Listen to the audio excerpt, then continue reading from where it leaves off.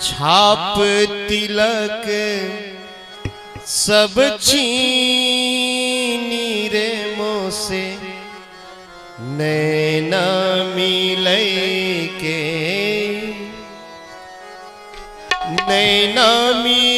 के मोसे सैना मिलई के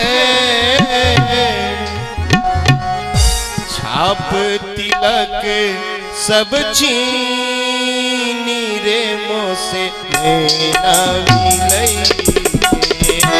छाप तिलक सब छीनी रे तुझे छाप तिलक सब छीनी रे मुझे नैना मिलाए के मुझे नैना मिलाए के मुझे नैना मिलाए के छाप तिलक सब छीनी रे मुझे नैना मिलाए के छाप तिलक सब छीनी रे मुझे नैना मिलाए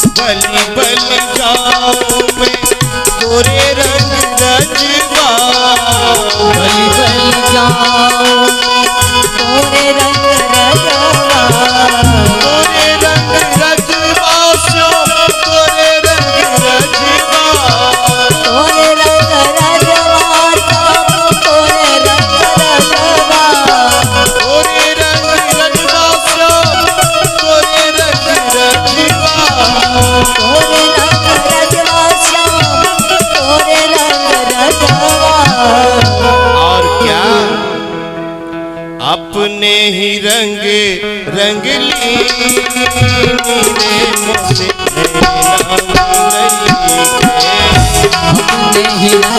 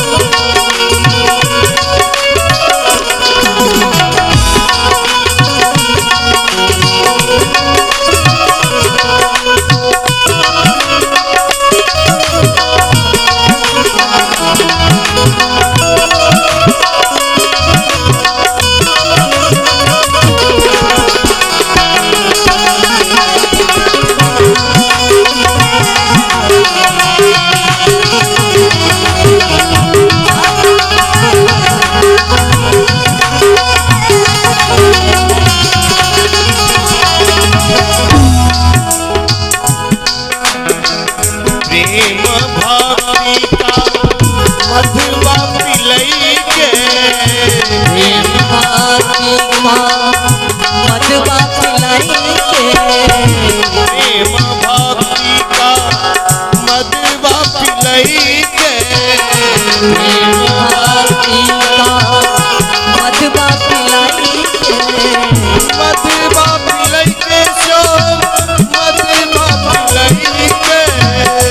नैना मिलाए के छाप तिलक सब छीनी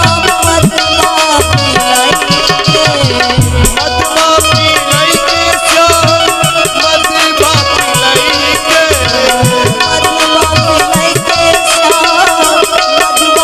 मिलाए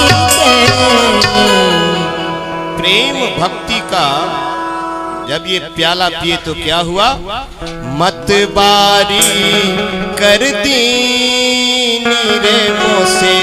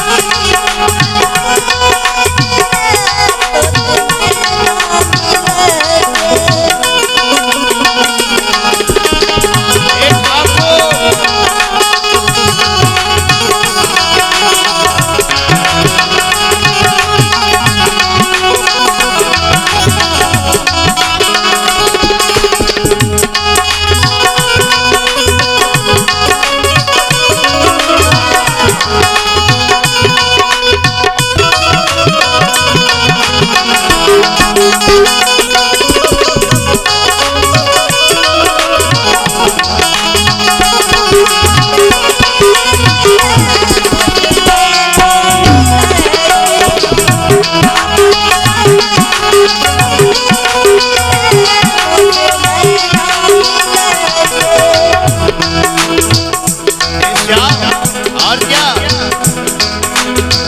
हरी हरी चूड़िया गोरी गोरी बैया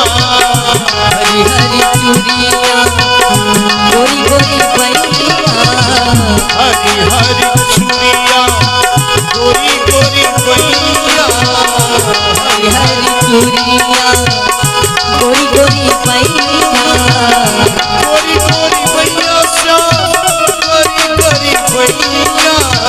गोरी गोरी बैया श्याम गोरी गोरी बैया गोरी गोरी बैया श्याम गोरी गोरी बैया बैया गोरी गोरी बैया। और कन्हैया क्या किया कलैया पकड़ धर ली नीरे मोसे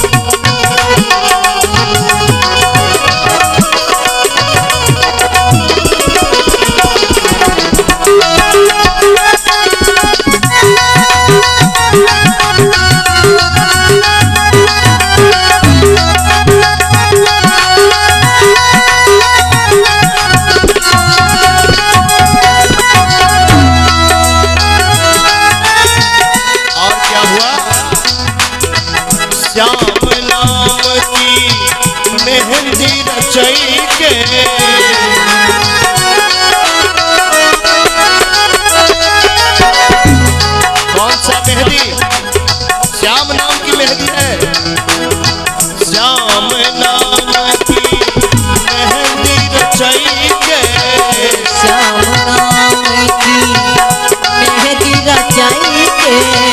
मेहंदी रचई के श्याम